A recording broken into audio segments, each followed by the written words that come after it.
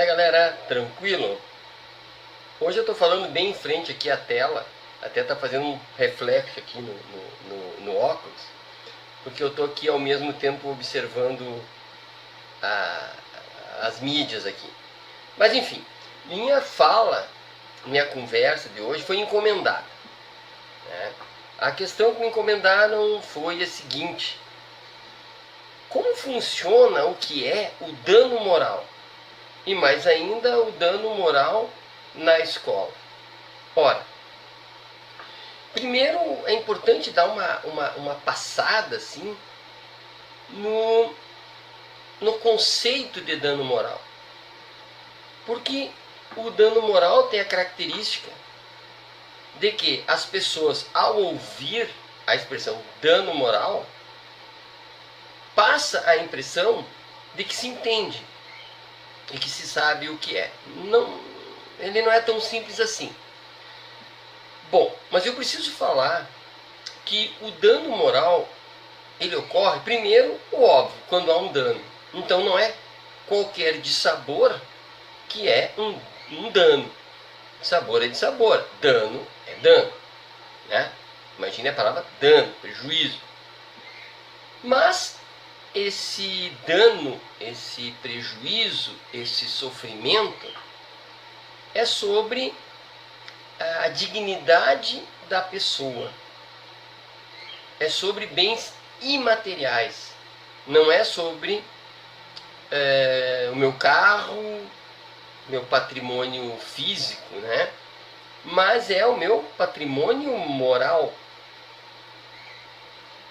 Portanto, para que haja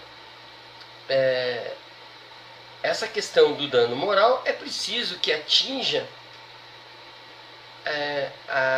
o meu ser, a minha dignidade, de maneira que cause não mero sabor, mas uma dor, né? Vai causar um sofrimento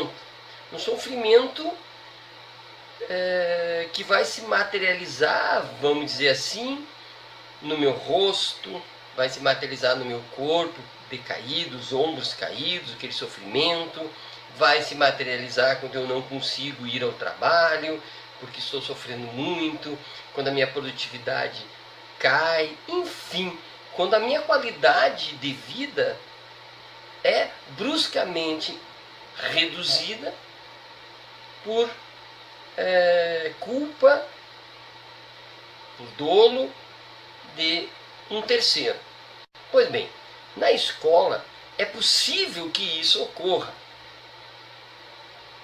E é bem possível que isso ocorra porque na escola as pessoas ali se relacionam diariamente e estão expostas umas às outras por subordinação, por respeito, por cultura, uns se sobrepõem sobre os outros de maneira cultural. Portanto, os melindres acontecem com alguma frequência. E é aí que nós temos que ter algum cuidado. E eu me refiro principalmente ao adulto.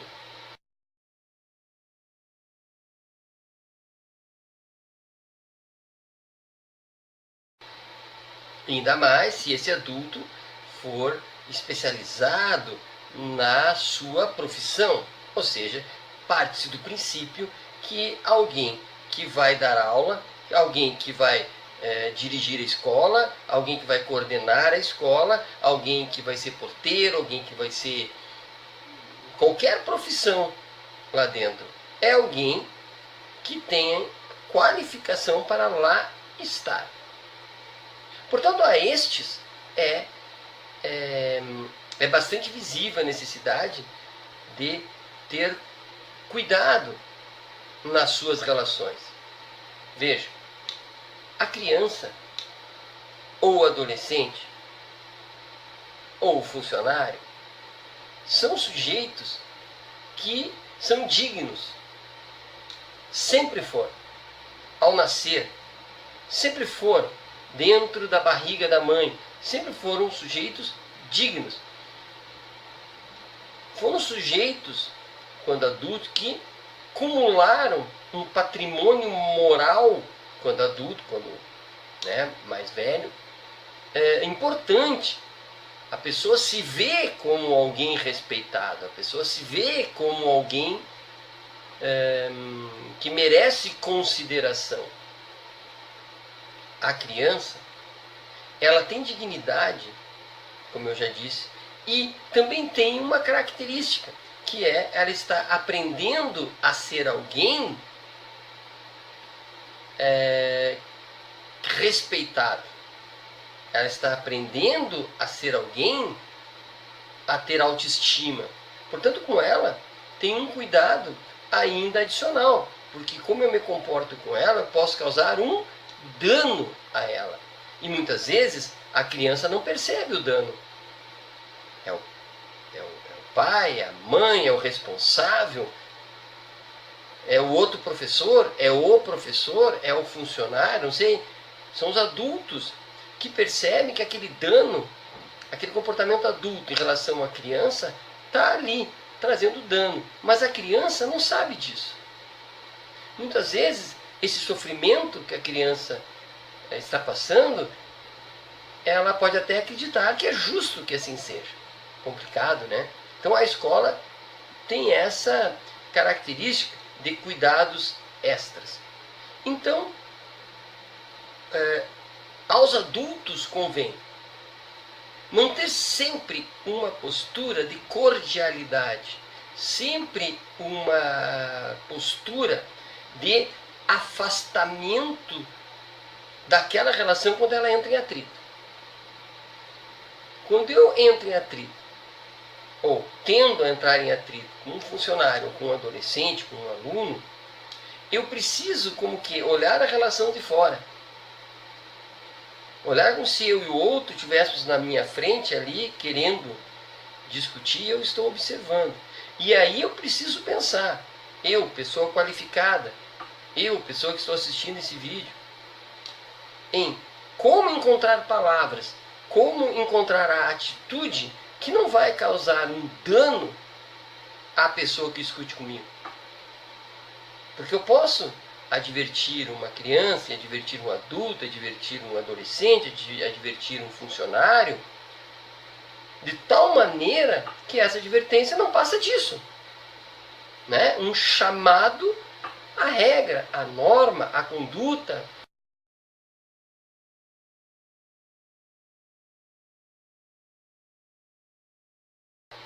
Agora, um passo além disso já pode incorrer num sofrimento que pode causar um dano. Alguém poderá me dizer o seguinte: mas se o Pedrinho, Pedrinho não é criança, né? Posso passar a ideia que estou falando de criança. Se alguém está me ofendendo, está me ferindo, pois bem, se eu manter a calma, quem estará sofrendo o dano no seu patrimônio moral, no seu patrimônio de honra, sou eu. Agora, se eu troco farpas, fica bem mais complicado. Portanto, no relacionamento na escola, como a preocupação é com o sofrimento causado, e um sofrimento além do esperado, porque, por exemplo, uma admoestação do professor causa alguma dor, mas no limite da admoestação mínima. E qual é a admoestação mínima? É aquela suficiente para que a pessoa, o aluno, a criança, sei lá quem, passe a ter a conduta esperada. Ali é o mínimo. Além disso, já é excesso. Então, é importante a reflexão. Agora, dissabor. Eu queria falar assim, sofrimento mínimo, eu quero falar no mero dissabor. Eu não quero tirar isso não quero, mas já estou tirando do direito do consumidor, né?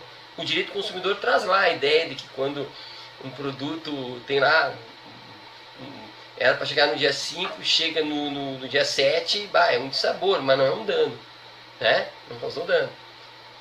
Pois bem, então nem tudo passa a ser passível de causar dano.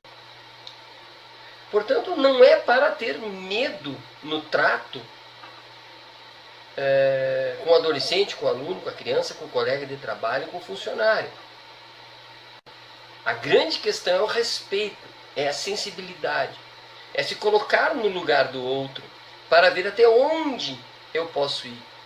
Vejam, eu posso imaginar também que se eu estivesse levando aquela admoestação, o que eu sentiria. Então, procurar agir na medida da justa necessidade.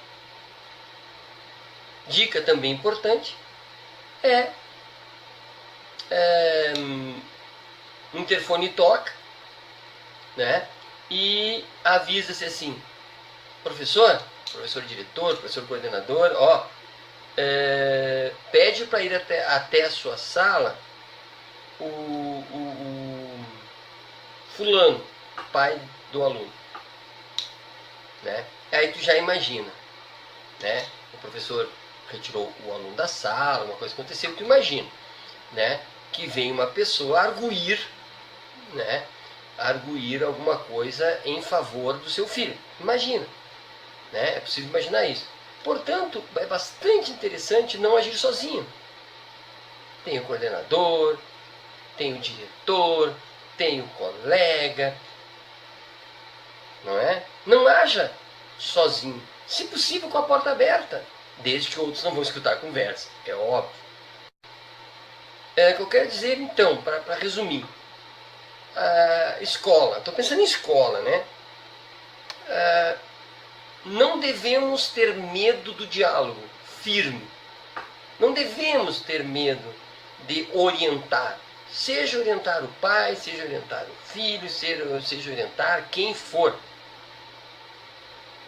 no limite da justa medida.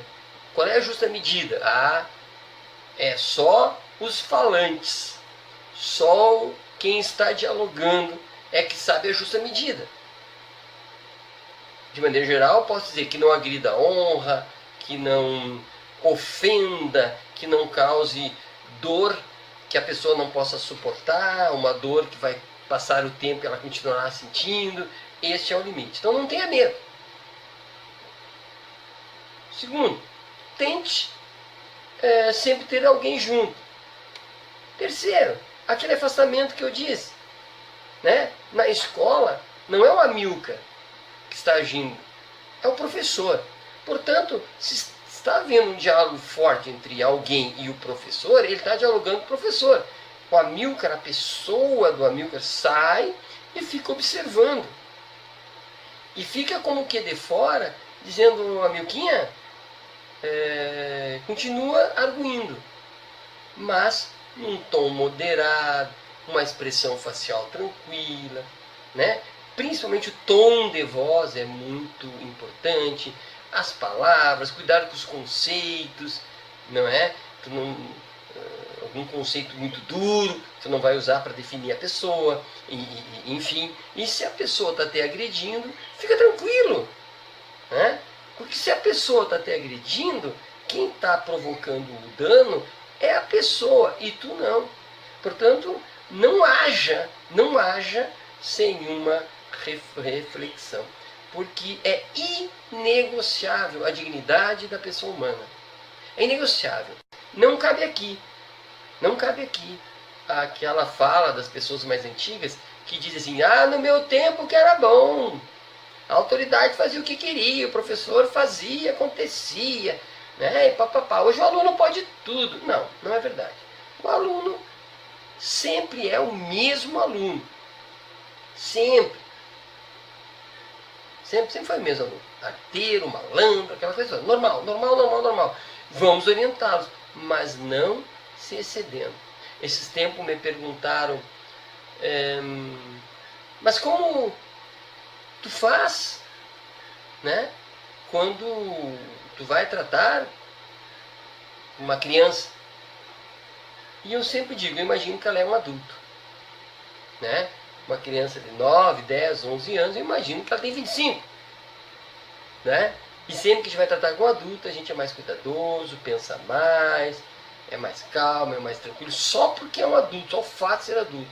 Imaginemos que esta pessoa, apesar da tenra idade, tem tanta dignidade quanto um adulto. E mais, ela está se tornando um adulto e nós não podemos interferir de maneira negativa no crescimento dessa pessoa, porque além de tudo tem um estatuto da criança e do adolescente. Falei até um pouco mais do que eu queria, mas muito pouco do que eu deveria. É apenas uma dica, certo? Até mais.